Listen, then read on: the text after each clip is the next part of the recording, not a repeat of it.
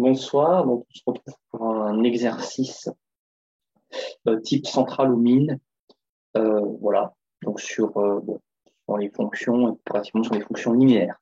Donc on se prend deux endomorphismes d'un espace vectoriel de dimension finie. Alors avant de commencer, on va simplement noter cette EV de dim fini, d'accord. Donc vous allez voir, on va en avoir besoin un moment. Et on suppose, donc ici c'est la composée, c'est composé, donc c'est f rond composé, f rond g moins g rond f est égal à f, et on veut donc montrer que la fonction f, que l'endomorphisme f est alors nilpotent.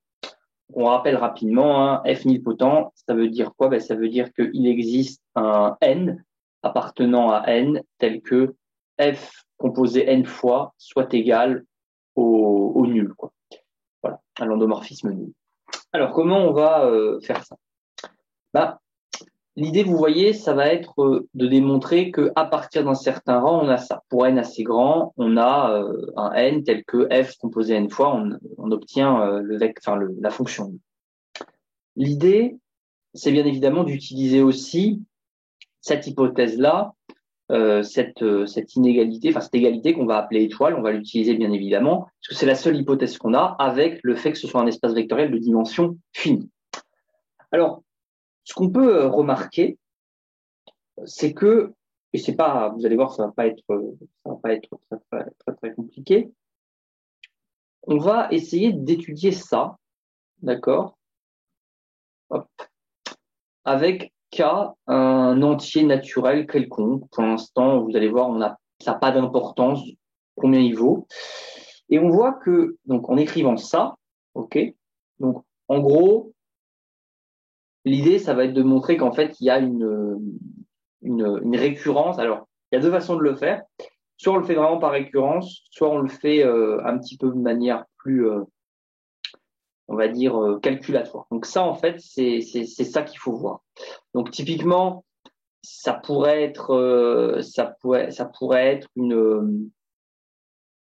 une indication, si au bout d'un moment vous n'avez pas l'idée, c'est essayer de montrer ça. Alors on va le montrer nous, on va le montrer, alors on peut le faire par récurrence, nous on va le montrer directement. On va le montrer, voilà, on va le montrer, vous allez voir, ça va pas être très difficile. Donc on va écrire que on va partir du côté là, okay, et on va essayer d'arriver à ça, donc au côté droit. Donc on écrit ça et on se dit bon bah en fait ça c'est une technique assez habituelle en mathématiques. Vous savez, on écrit donc on écrit ça avec alors toute cette partie là en fait ça va valoir 0. En gros on enlève un truc. Alors on va plutôt mettre pour que ce soit plus clair parce que sinon ça va être un peu plus brouillon. Donc ici on met un plus, et ici on met on va mettre un plus ici, et on met un moins ici, d'accord? Donc vous allez voir toute la grande parenthèse, en fait ça vaut 0. Tout simplement parce qu'en fait ce qu'on met ici, on l'enlève après. Donc comprenez bien. On va enlever le petit rond pour composer, d'accord? Puisque vous voyez que c'est tout le temps même. Alors attention, c'est K-1 ici. Donc, vous voyez là, c'est la petite difficulté de l'exercice. Cette quantité-là, on l'enlève. On va faire pareil avec -2. Pareil, on écrit ça. Donc pareil, on l'enlève puisque on a ça.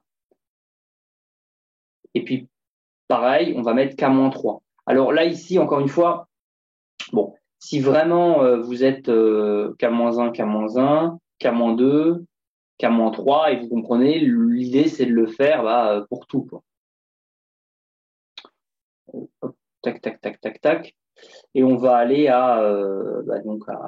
on va aller, et hop, et après, bien évidemment, voilà, donc, tac, comme ça. Donc toute la parenthèse, si vous voulez, on prend, on enlève, on prend, on enlève, on prend, on enlève. Donc c'est une astuce, voilà. Et en fait, qu'est-ce que ça nous donne? Bah regardez. Qu'est-ce que ça nous donne d'ailleurs? En fait, on peut écrire, et alors ça, il faut essayer de le voir. En fait, c'est une somme de fk moins i, fi moins fk moins i moins 1, hop, i plus 1. Alors, pour i allant de 0 à Alors attention, ce sera pas K, ce sera K-1 ici. Alors voilà.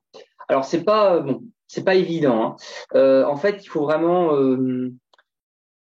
il faut que vous vous y preniez. Alors soit vous le faites pour des petits cas, c'est pour ça que la récurrence peut parfois être bien pour faire les premiers cas, parce qu'en gros, ça saute pas aux yeux, ça saute pas aux yeux directement, mais on voit assez facilement pour k égale 2, k égale 3, k égale 4. Donc un conseil, peut-être faites-le pour k égale 3, k égale 4, et vous verrez qu'en fait c'est vrai pour n'importe quel cas, et vous avez cette inégalité, enfin cette égalité plutôt, avec du coup dans la parenthèse une expression un peu bizarre avec des f, enfin. Et vous voyez que c'est exactement ça, enfin, c'est ça. Simplement, il faut effectivement l'écrire. Euh, voilà, faut l'écrire et vous allez voir, ça va aller tout seul. Alors, une fois qu'on a ça, vous allez voir, on a quasiment fini. Alors, on va le réécrire proprement, d'accord, que tout soit bien clair.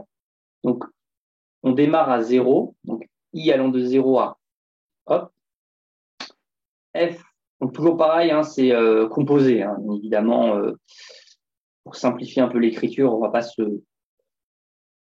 compliquer la vie. Ici, attention, c'est un -1 ici, et ici, c'est i plus 1. Donc ça, on peut dire, alors c'est -1. Hop, ici, c'est -1. Attention de ne pas se tromper, puisque vous voyez bien que vous voulez que le dernier terme, si vous voulez, ce soit k moins k plus 1, ce soit f1 en fait. Donc c'est pour ça que c'est k-1 et pas k plus et pas k, tout simplement, parce qu'on ne voulait pas 0. Voilà. Et donc, alors en fait, ça, on a du coup i allant de 0 à k-1. Ça, c'est simplement la réécriture. Et ce que vous vous rendez compte, c'est que vous pouvez écrire ça. D'accord? Donc là, vous mettez en commun. Donc ça fait f, ça fait ça, ça fait ça, et ça fait ça. Donc ça, là, vous avez simplement factorisé par f composé i fois à droite et enfin inversement, vous avez factorisé par fk moins 1, moins i moins 1 ici. Vous obtenez ça. Et là, bah, vous avez vu, vous allez utiliser l'hypothèse. Parce que quand même, pour l'instant, un des problèmes qu'on a, c'est qu'on n'a pas utilisé l'hypothèse. Enfin, un petit problème, voilà. On n'a pas utilisé l'hypothèse. Donc, on va l'utiliser maintenant. Donc, on a I0 comme 1. Ici, ça reste ce qu'on a dit. Mais là, ben là, on avait dit que c'est égal à F. C'est l'hypothèse, hein, c'est l'hypothèse de départ. Bon, alors là, qu'est-ce qu'on obtient? Bah, regardez. On obtient pour I allant de 0 à K-1, le I va disparaître et il va nous rester, et ben, il va nous rester FK moins 1 rond F, c'est-à-dire la somme pour I allant de 0 à K-1 de F composé K fois. Sauf que vous voyez bien qu'ici, il y a indépendance selon I, donc en fait, c'est K multiplié par F composé K fois, puisqu'ici, dans cette somme, il y a K éléments, puisque vous savez, c'est K-1, enfin, c'est K-1 moins 0 plus 1, donc K. Donc c'est pour ça qu'on a ça. Et ben voilà, on a presque fini maintenant, enfin presque fini. Maintenant, il y a une astuce, on va dire, c'est de poser cette application. Parce que remarquez un point, pour l'instant, on n'a pas utilisé le fait que ce soit un espace vectoriel de dimension finie. Et c'est là où on va l'utiliser. Donc, on va créer un endomorphisme comme ça. On prend une fonction f et on prend là, alors voilà, on prend ça. Donc f rongé moins rongé.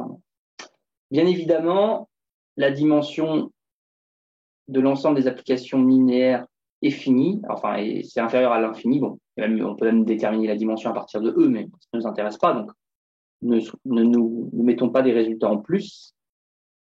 Simplement, on sait que cette dimension-là, elle est finie. Donc, on sait que c'est un espace vectoriel de dimension finie.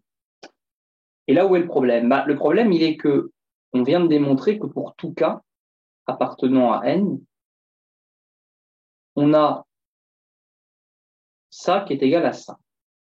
Donc ça, c'est ce qu'on vient de démontrer, hein, c'est ce qu'on a démontré à l'instant.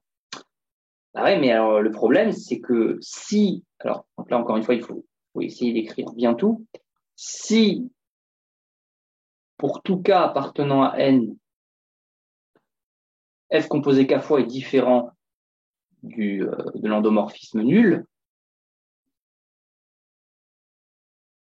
et ben en fait, on a une infinité de valeurs propres. Vous êtes bien d'accord? on a une infinité de valeurs propres.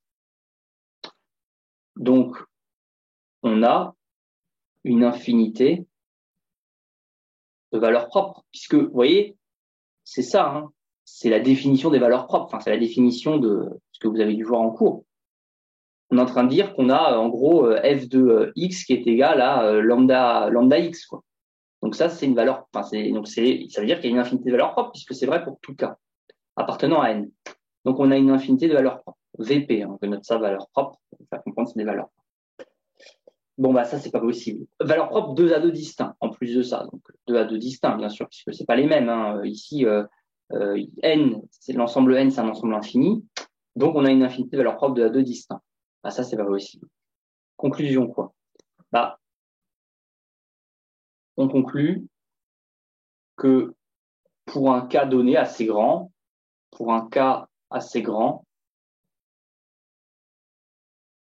f puissance k est égal à l'endomorphisme nul. Et donc, f est nilpotent. Et ça vient encore une fois du fait que vous êtes dans un espace vectoriel de dimension finie, donc vous ne pouvez pas avoir une infinité de valeurs propres. Et pourquoi vous ne pouvez... Et donc, qu'est-ce que ça veut dire que vous n'avez pas une infinité de valeurs propres? Bah, ça veut dire qu'à un certain moment, en fait, cette valeur, enfin cette fonction-là, c'est la fonction nulle. Voilà. Et là, c'est bon. Là, c'est bon parce que bien évidemment, n'importe quel nombre fois 0 égale 0. Donc, il n'y a plus de souci il n'y a pas de problème. On a bien un nombre fini de valeurs propres. Voilà. Donc, c'est un exercice type central mine. Pas très facile. Encore une fois, ça peut se démontrer un peu autrement. Plutôt, ça peut se démontrer aussi par récurrence si vous êtes vraiment, parce que ça, effectivement, c'est plus une démonstration, disons, visuelle, on va dire. Donc, il y a effectivement la possibilité de le faire par récurrence si on est un petit peu plus, disons, on veut être un peu plus clair.